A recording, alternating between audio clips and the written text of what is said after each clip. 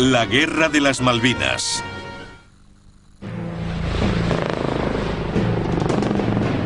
La Guerra de las Malvinas de 1982 supuso el mayor despliegue de las Fuerzas Especiales Británicas desde la Segunda Guerra Mundial.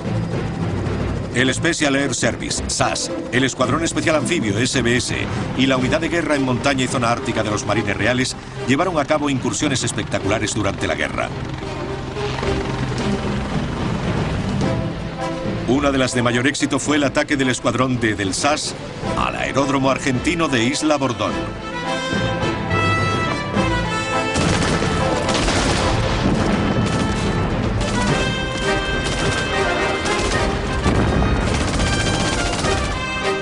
Destruyeron 11 aviones argentinos que habían supuesto una seria amenaza para los desembarcos anfibios británicos en las Islas Malvinas.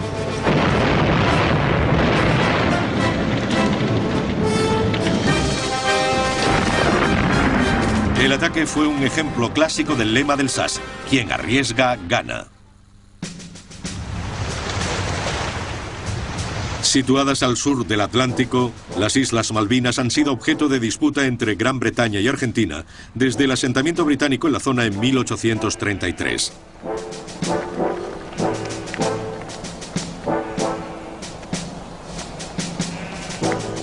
Las áridas Islas Malvinas se encuentran a solo 480 kilómetros de la costa argentina y a 12.000 de Gran Bretaña.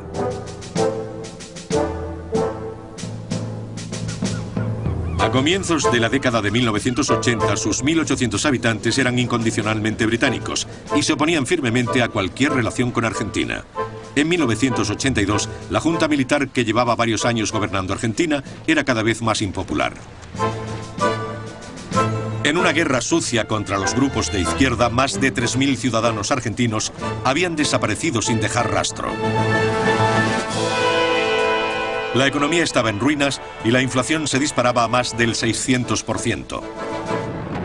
Las manifestaciones sindicales llenaban las calles de violencia y gases lacrimógenos. La dictadura militar buscaba desesperadamente una distracción exterior.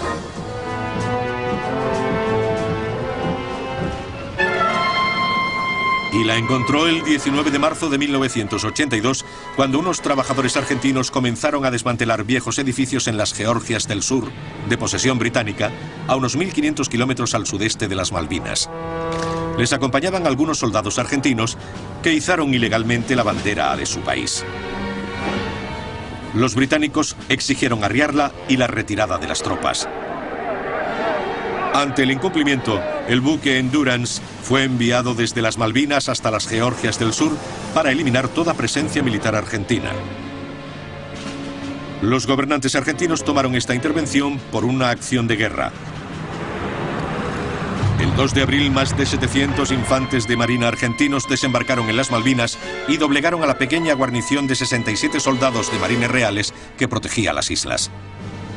Los británicos fueron capturados por la unidad de buzos tácticos de las Fuerzas Especiales Argentinas y obligados a rendirse.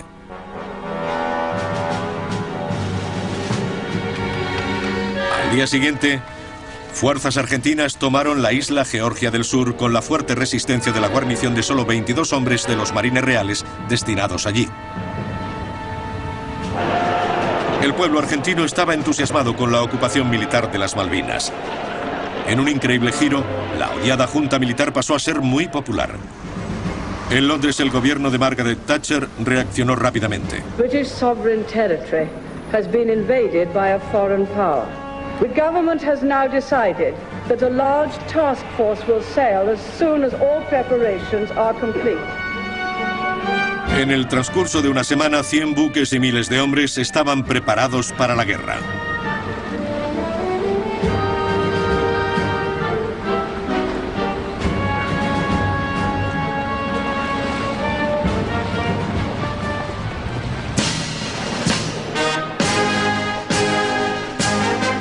Lunes 5 de abril, la fuerza operativa zarpó hacia las Islas Malvinas en un viaje de 12.000 kilómetros.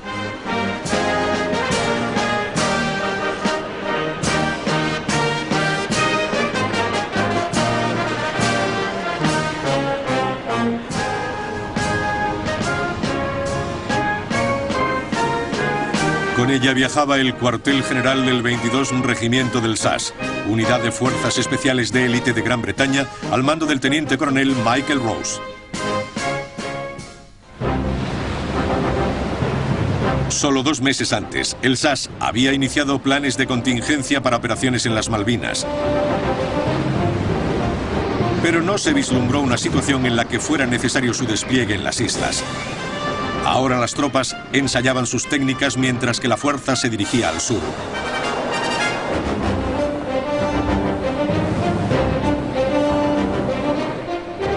Al principio predominaba un ambiente festivo, ya que pocos creían que la guerra fuera inevitable. Pero las negociaciones diplomáticas en las Naciones Unidas no llegaban a ninguna parte.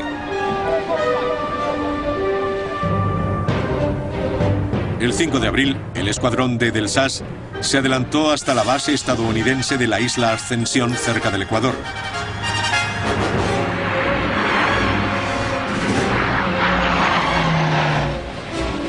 Allí embarcaron en el buque de apoyo Fort Austin como parte de la avanzadilla que se dirigía a las Georgias del Sur. Con ellos viajaban los miembros de la unidad de fuerzas especiales más secreta de Gran Bretaña, el Escuadrón Especial Anfibio, o SBS, responsable de la misión de reconocimiento previa al desembarco anfibio.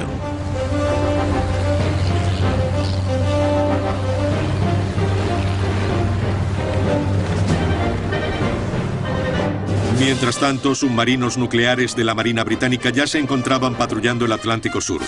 Y el 7 de abril, el Reino Unido declaró una zona de exclusión total de 200 millas alrededor del archipiélago. Cualquier barco o avión que entrara en la zona podría ser destruido. 2 semanas después, las fuerzas de avanzadilla llegaban a las Georgias del Sur. Tropas de montaña del escuadrón D del SAS fueron transportadas en helicóptero para el asalto. Bajo el mando del capitán Gavin Hamilton, aterrizaron en el inhóspito glaciar Fortuna, a cierta distancia de las guarniciones argentinas de Great Beacon y Leith. Entonces cambiaron las condiciones climatológicas y las ventiscas imposibilitaron el avance. Hamilton pidió la evacuación, pero 2 helicópteros se estrellaron contra el glaciar debido al mal tiempo. Finalmente, los hombres de las tropas de montaña fueron rescatados en medio de una fuerte ventisca por un helicóptero Wessex apodado Humphrey, hábilmente pilotado por el capitán de corbeta Ian Stanley. 19 hombres entraron en un helicóptero diseñado para llevar solo a 5. Por su brillante intervención, Stanley fue condecorado con la Orden de Servicios Distinguidos. Sin desanimarse, el comandante del destacamento del SAS, Cedric Delves, decidió desembarcar a sus tropas en 5 botes neumáticos Géminis.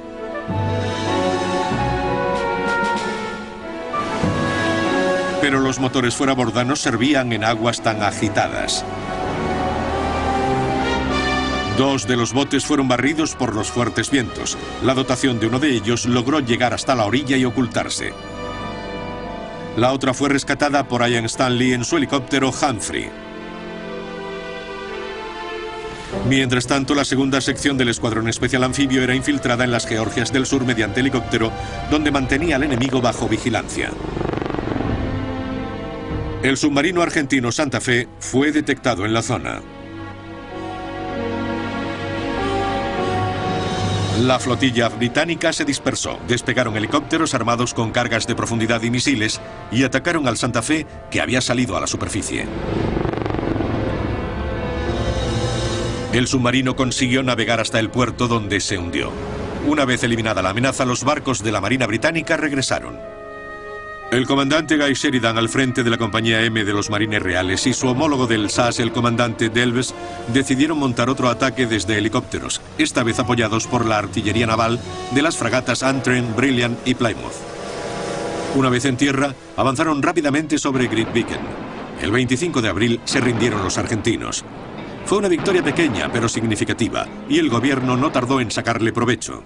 The commander of the operation has sent the following message. Be pleased to inform Her Majesty that the White Ensign flies alongside the Union Jack in South Georgia. God save the Queen. What happens next, Mr. Nott? Thank you very much. Just rejoice at that news and congratulate our forces and the Marines. La reacción en Argentina fue igual de beligerante.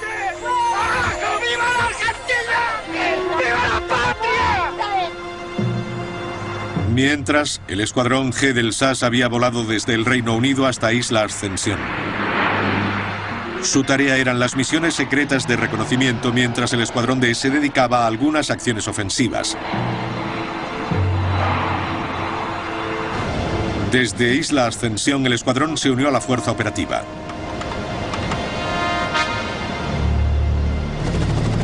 Sus hombres pudieron empezar a entrenar con el escuadrón de helicópteros que debía prestar apoyo a las unidades de fuerzas especiales. Mientras la fuerza operativa se acercaba a las Malvinas, el escuadrón G pasó al portaaviones Hermes. Desde allí, helicópteros Sea King transportaron a 8 equipos del SAS y 2 de reconocimiento del SBS hasta las 2 islas principales de las Malvinas. En el periodo de 3 días desembarcaron y comenzaron a transmitir información sobre las defensas argentinas.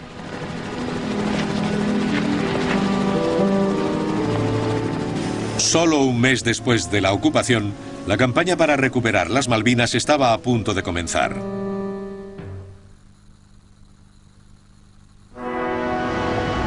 En las 2 últimas semanas de abril, la fuerza expedicionaria veía cómo empeoraba el tiempo a medida que se acercaba a las Malvinas.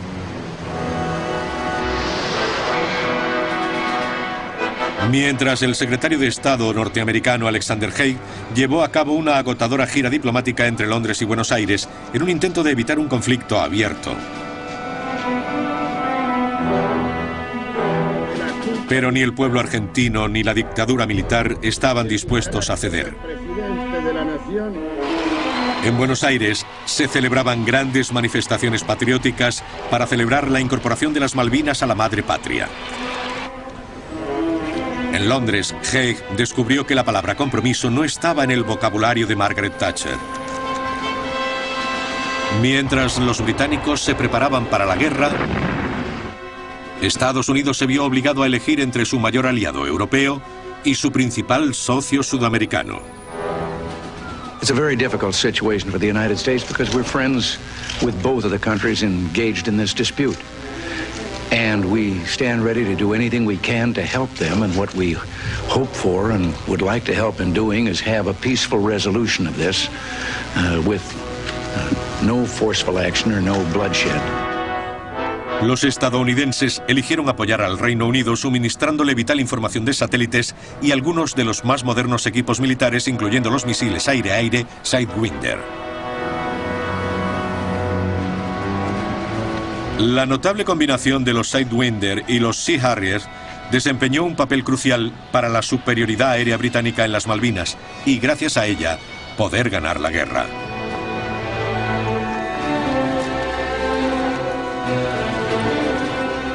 La unidad norteamericana de fuerzas especiales Delta Force facilitó al SAS equipos de comunicación de alta tecnología y misiles antiaéreos Stinger, que ni siquiera la Delta Force había utilizado en combate.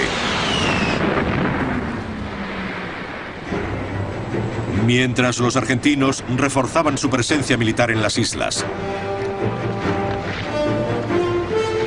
Pero sus fuerzas armadas llevaban más de 100 años sin entrar en combate, y muchos de sus soldados eran reclutas con pocas semanas de adiestramiento. En comparación, los soldados británicos llevaban luchando y muriendo por su país cada uno de los años del último siglo, excepto uno. Como profesionales, desplegaron un nivel inigualable de preparación y entrega. Pero luchar a 12.000 kilómetros de casa suponía una gran desventaja. A comienzos de mayo, los argentinos contaban con 11.000 efectivos en las islas, más 42 aviones y helicópteros.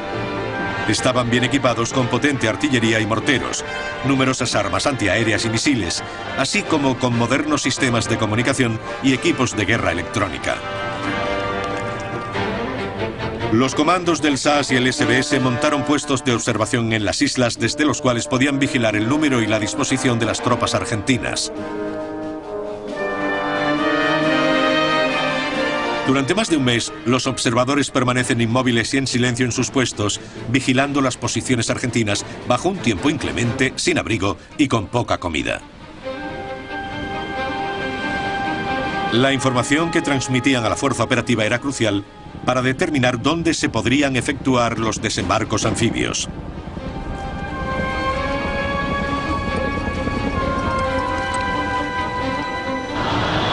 Mientras tanto, el primer ataque de la Marina y las Fuerzas Aéreas contra el aeropuerto de Puerto Argentino ya estaba en curso.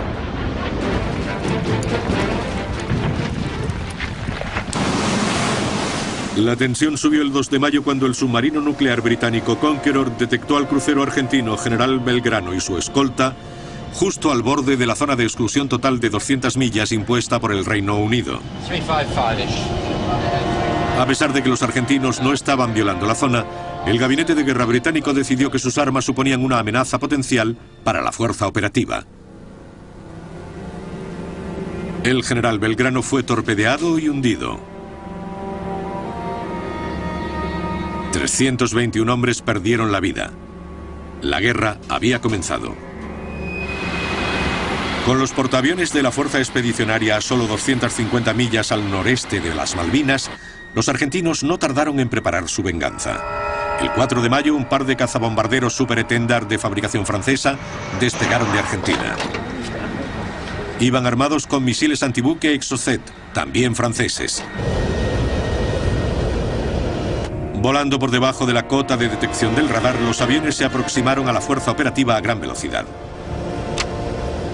A una distancia de 50 kilómetros se descubrieron y fijaron sus objetivos. Tan pronto fueron identificados, dispararon los misiles Exocet. Volando a tan solo 6 kilómetros sobre la superficie del mar y a 1000 kilómetros hora, uno de los Exocet alcanzó al destructor Sheffield.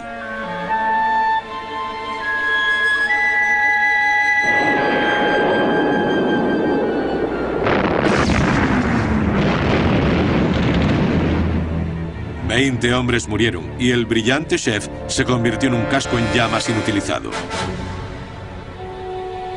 Aquello supuso un gran impacto para la fuerza expedicionaria.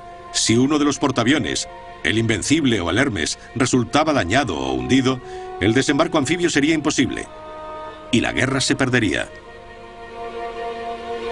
Los Exocet suponían una amenaza demasiado grande como para ser ignorados. El gobierno británico pidió soluciones al SAS. Consultaron al general de brigada Peter de la Villiers, director de las Fuerzas Especiales. Se trazó un plan desesperado cuyo nombre en clave era Operación Mikado.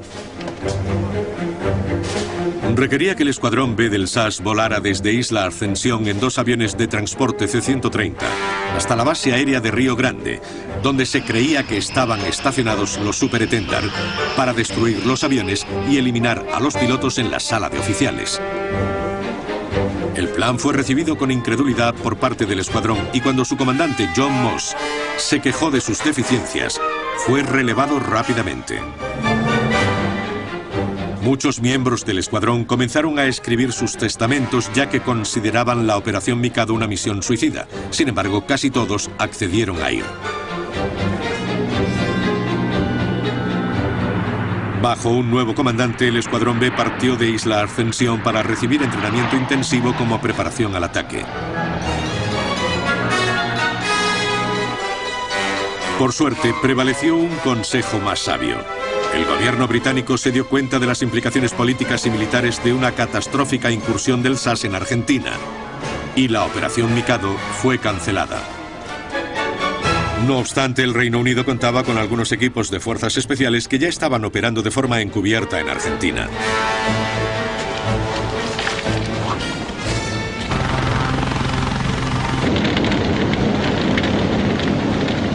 Los argentinos fueron conscientes de ello cuando el 20 de mayo se descubrió un helicóptero Sea King de la Marina Británica estrellado en el neutral Chile. Las autoridades chilenas no tardaron en enterrarlo, pero su tripulación apareció en una rueda de prensa. Whilst on sea patrol, we experienced an engine failure. Due to adverse weather, it was not possible to return to our ship in this condition. We therefore sought refuge in the nearest neutral country. Oficialmente su explicación fue aceptada, pero todo indicaba que el equipo llevaba a cabo una misión encubierta. El tripulante de la derecha era uno de los pilotos de helicópteros con más experiencia de la Fuerza Operativa Británica. Y el aparato se estrelló en un punto equidistante de 3 importantes bases aéreas, desde las que los argentinos lanzaban sus ataques. Un buque de inteligencia de la Armada Británica permaneció oculto entre las muchas ensenadas e islas de las cercanas aguas neutrales chilenas. Seguía sin ser descubierto.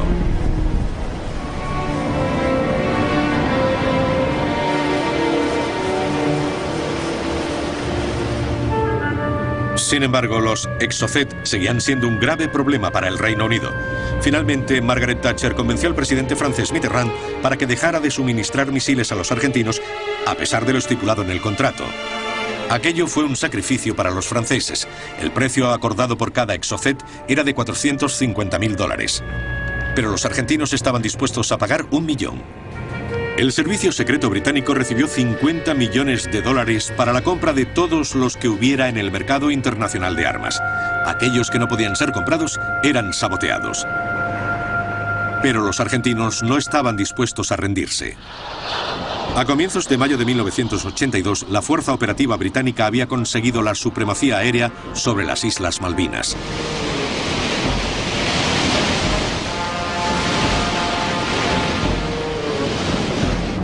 Pero se acercaba el invierno y debía tomarse rápidamente la decisión de cuándo y dónde llevar a cabo el desembarco anfibio. Con su amplia experiencia en guerra anfibia, el SBS reconocía numerosas playas y posibles zonas de desembarco.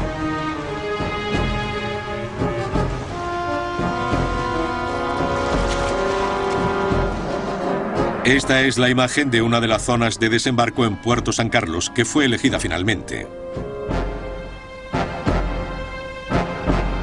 Trabajando principalmente de noche, los comandos del SBS se acercaban a la costa en lancha o buceando.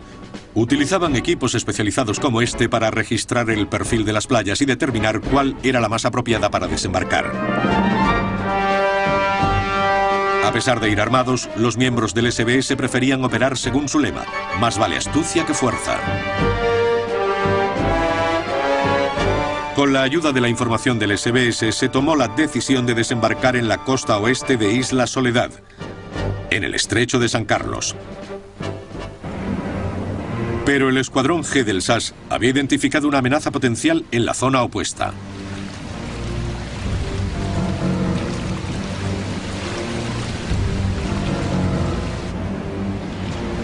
En la isla de Bordón había una base aeronaval donde los argentinos habían posicionado 6 aviones Pucará de ataque a tierra. Armados con misiles y bombas de napalm, podían causar numerosas bajas entre las tropas apiñadas en las playas de desembarco.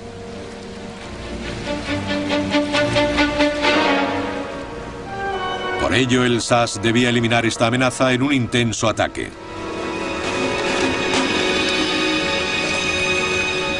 La noche del 11 de mayo, un equipo de reconocimiento llevó a cabo una infiltración encubierta en canoa. Tras esconder el bote, el equipo estudió la base de la isla Bordón durante varios días.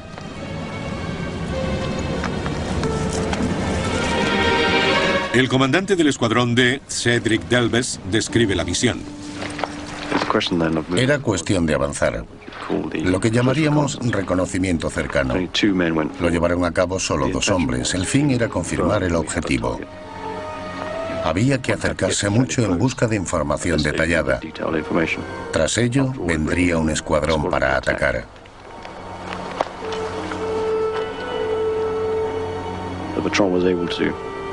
Los comandos fueron capaces de contar hasta 11 aviones dispersos por la pista de aterrizaje. Tan pronto como pudieron, después de anochecer, regresaron y transmitieron un mensaje al escuadrón. La unidad envió 40 hombres más hacia la isla, en medio de la oscuridad y la tormenta. Sería incorrecto decir que la tensión aumentaba a cada momento, pero ansiábamos bajar del helicóptero. Cuanto antes acabáramos, antes seríamos dueños de nuestro destino.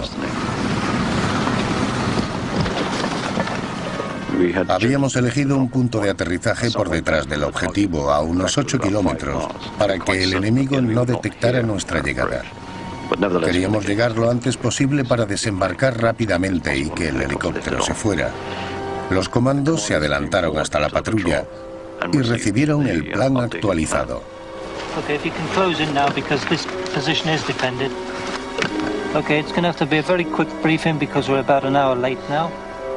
Estuve controlando el tiempo desde que partimos. Sabía que nos estábamos quedando sin él. Todo el proceso no tendría que llevarnos más de un cuarto de hora, desde el aterrizaje hasta confirmar el informe y avanzar. Todos llevábamos equipos muy pesados. El peso medio que soportaba cada uno era de 18 a 20 kilos, y los equipos viejos entre 10 y 13 kilos. Así que llegamos al último punto de control para el retorno de la tropa. También sería la posición Morse. A continuación, los soldados colocaron los morteros que transportaban. Pensé que podíamos dejar avanzar a las tropas para que causaran el mayor daño posible durante 15 minutos. Tuvieron grandes dificultades para regresar y no lo hicieron hasta pasados 45 minutos. El ataque a la base se llevó a cabo la noche del 14 al 15 de mayo por tropas de montaña, bajo el mando del capitán Gaby Hamilton.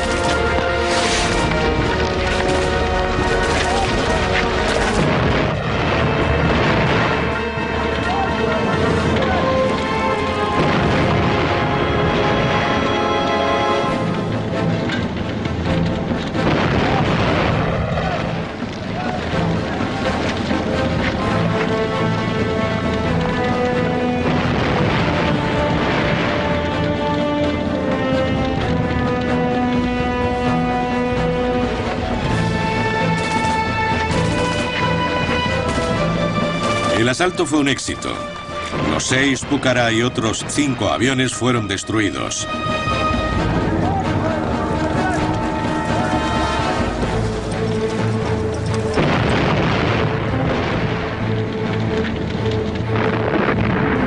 Solo 2 miembros del SAS sufrieron heridas leves y todos los asaltantes regresaron al portaaviones Hermes a salvo.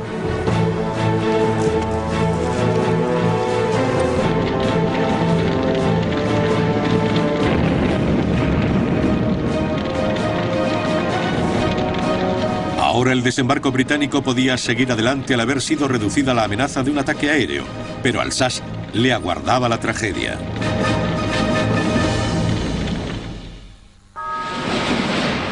El ataque a la isla Bordón había sido un éxito. El 15 de mayo la Fuerza Operativa Británica podía hacer sus últimos preparativos para el desembarco en las Malvinas. Pero el 19 de mayo, durante un vuelo administrativo, un helicóptero Sea King que transportaba a tropas de los escuadrones D y G del SAS fue golpeado por un ave de gran tamaño. El helicóptero cayó al mar y 20 miembros del regimiento fallecieron. Era el mayor número de bajas sufrido por el SAS desde la Segunda Guerra Mundial. A pesar de la tragedia, los británicos desembarcaron en el estrecho de San Carlos la mañana del 21 de mayo.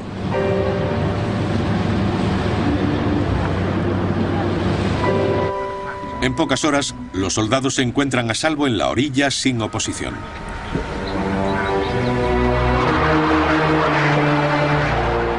Entonces la Fuerza Aérea Argentina ataca con coraje y determinación.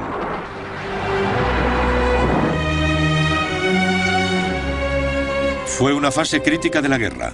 Varios buques británicos fueron hundidos.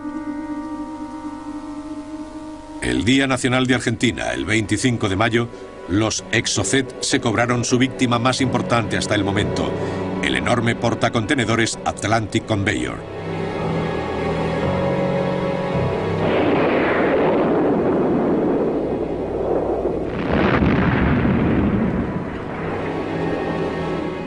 Se perdieron miles de toneladas de irreemplazable material militar, pero el Atlantic Conveyor también llevaba helicópteros vitales para el transporte de tropas a través de Isla Soledad y su avance hasta la capital, Puerto Stanley.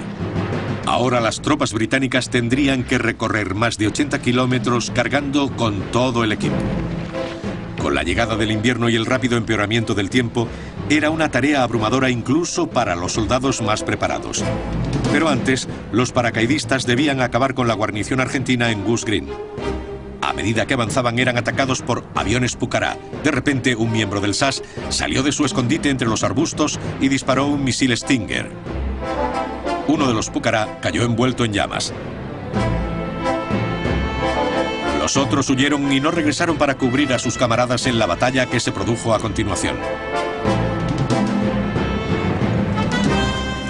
El 28 de mayo, los 600 hombres del segundo batallón del regimiento de paracaidistas consiguieron una gran victoria en Goose Green.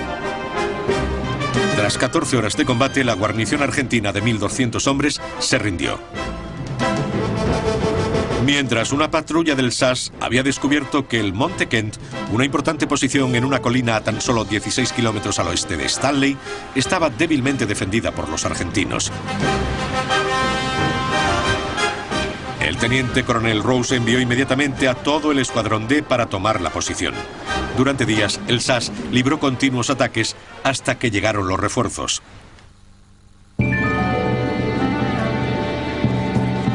Los marines reales cruzaron el flanco norte de la Gran Malvina con dirección a Puerto Stanley, guiados por sus propias fuerzas especiales, la unidad de guerra en montaña y zona ártica. Estos marines estaban entrenados para luchar y sobrevivir en las condiciones climáticas y ambientales más duras del mundo.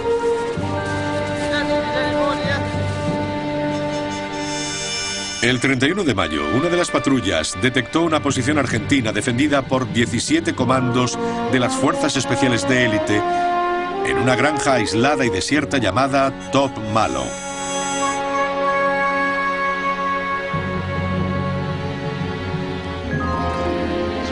Los marines alertaron a su comandante, el capitán Ross Bowell, quien decidió atacar con todos los hombres disponibles. Los 19 marines se dividieron en dos equipos, uno de los cuales se apostó en una colina cercana a la granja. Su misión era dar apoyo al grupo de asalto compuesto por 12 hombres que atacaron la posición desde otra colina adyacente. Los marines no quedaron muy impresionados con la disposición para el combate de sus oponentes. Su profesionalidad dejaba mucho que desear. No debían haber permanecido en una granja aislada con casi todos apostados en su interior. Y en todo caso tendrían que haberse mantenido apartados del edificio para cubrir los accesos, pues hicimos notar nuestra presencia en varias ocasiones. Provocamos una estampida de ovejas accidentalmente, tropezamos con algunas al aterrizar y un verdadero profesional se habría dado cuenta de ello. Sin embargo, suplían su falta de profesionalidad con valor, porque no carecían de él. La batalla estaba a punto de comenzar, con el grupo de apoyo disparando a la granja granadas antitanques. La intención de Boswell era que el grupo de asalto avanzara en dos secciones que se cubrieran mutuamente, pero las cosas no salieron como había planeado. Siempre recordaré el ataque. Iba corriendo a la carga y pensando, todos me han desobedecido excepto uno. Genial. Los hombres habían cargado con la bayoneta calada. Los argentinos fueron pillados totalmente desprevenidos. La primera constancia que tuvieron de nuestra presencia fue la explosión del edificio. Todos los que pudieron salieron de la casa y lucharon. Llevaban sus armas y lucharon con ellas hasta que no pudieron más. Los argentinos supervivientes del ataque inicial salieron del edificio y corrieron hasta un arroyo para tomar posiciones en la orilla. La munición almacenada en Top Malo estalló y el edificio se incendió. El humo enmascaró el avance de los marines que cargaban contra los argentinos.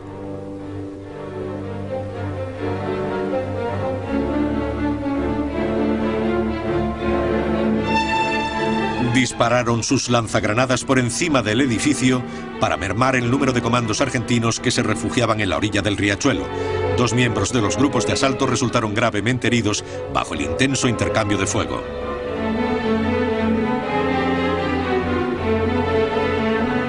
Mientras, el grupo de apoyo avanzó amparado por el edificio en llamas.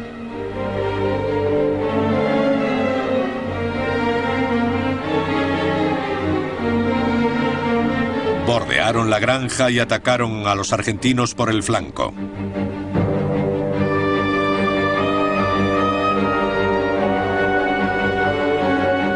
Una granada mató al comandante argentino y los restantes se rindieron. 5 murieron y 12 cayeron prisioneros, 7 de ellos heridos. Solo 3 británicos resultaron heridos.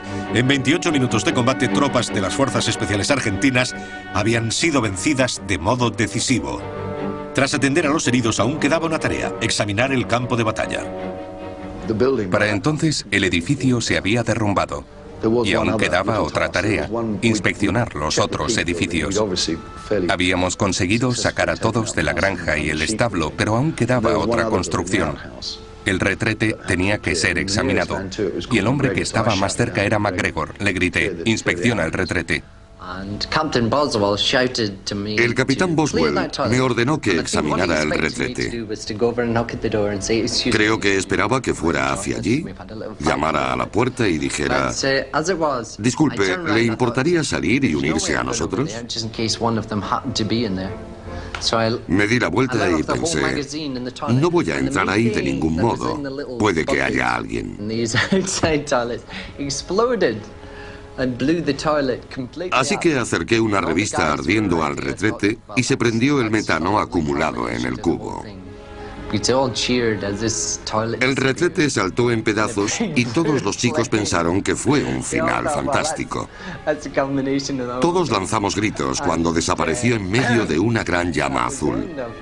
Pensamos que fue un gran final al combate en Top Malo. Las tropas argentinas de las colinas que dominaban Stanley sufrían ahora toda la fuerza de la ofensiva británica. Mientras las tropas se preparaban para la batalla final en la recuperación de las Malvinas, su artillería machacaba las guarniciones argentinas en torno a la capital.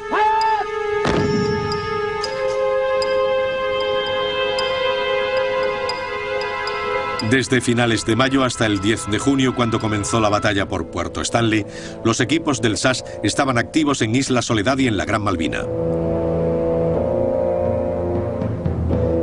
Patrullas compuestas por 4 hombres continuaban con sus misiones de reconocimiento. El 5 de junio, una de ellas se desplegó en la bahía Fox, en la Gran Malvina, para montar un puesto de observación. El 10 de junio fueron descubiertos por una patrulla argentina. A pesar de ser superados en número, el jefe de los comandos se enfrentó al enemigo en un duro intercambio de fuego para permitir la retirada de sus hombres. A pesar de las graves heridas, el capitán Gavin Hamilton luchó hasta la muerte. Recibió la Cruz Militar a título póstumo. Sabiendo que los isleños se comunicaban entre sí por radio, el SAS utilizó la misma frecuencia para llevar a cabo una campaña de guerra psicológica contra el alto mando argentino.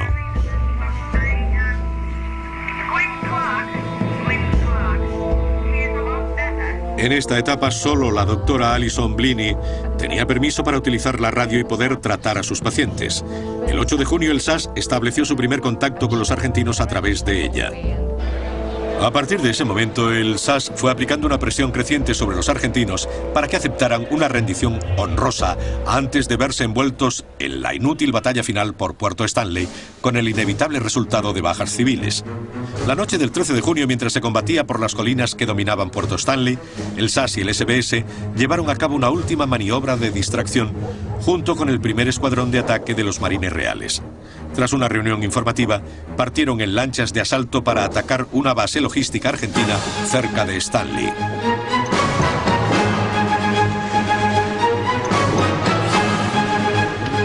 La fuerza la integraban 4 lanchas, cada una con 3 hombres del SAS y 6 del SBS.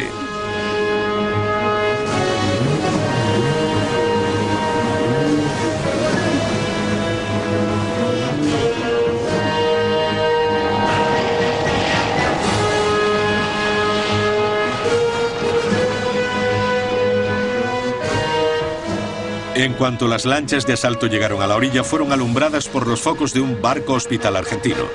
Aquello violaba la Convención de Ginebra, que prohíbe a toda unidad médica tomar parte activa en combate. Todas las armas de la zona dispararon contra los asaltantes. Emprendieron la retirada a toda velocidad, pero dirigieron sus lanchas hacia el barco hospital. Las balas volaban en todas las direcciones, alcanzando no solo a las lanchas, sino también al barco hospital. Una vez estuvieron detrás de este, la lluvia de fuego disminuyó, pero el motor de una de las lanchas había sido alcanzado y apenas pudo llegar a un lugar seguro. Las 4 embarcaciones quedaron completamente quemadas, pero milagrosamente solo 3 hombres resultaron heridos. Entretanto, en las colinas sobre Stanley, el SAS utilizaba sus designadores láser para dirigir a los Harrier cargados con bombas guiadas por láser. Roger, a bit plus of where we were aiming. Bomb's gone. There's the bomb. Got it? Okay, switch on. Oh, yes, got it. Just a little bit over from where I was aiming. An absolute beauty, I would say. Probably where they're in the defensive position. What was it, 1,000 pounder? Yeah. I have my number 2 with other weapons if you'd like them to deliver on a... Spot on it. También dirigían un devastador fuego de artillería contra las tropas argentinas apostadas en las colinas.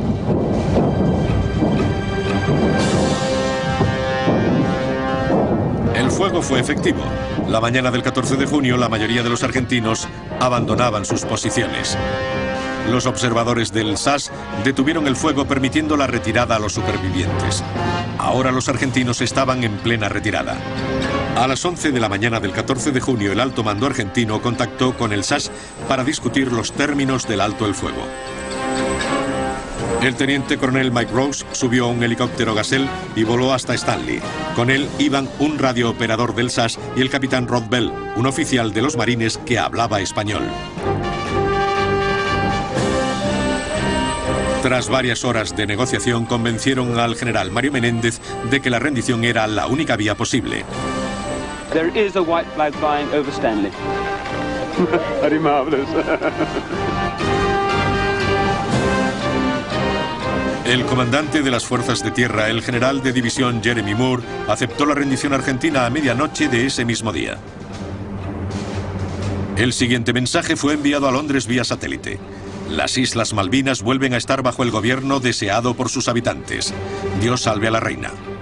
Más de 700 soldados argentinos y 253 británicos murieron en el conflicto. Los británicos no podrían haber ganado la guerra de las Malvinas sin las fuerzas especiales.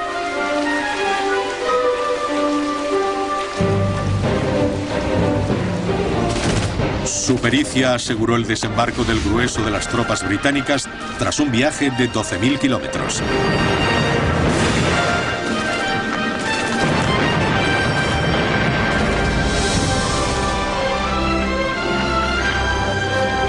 Y durante la posterior campaña terrestre, las fuerzas especiales ayudaron a mantener la presión que llevó al triunfal desenlace solo 72 días después de que los argentinos izaran su bandera en las islas.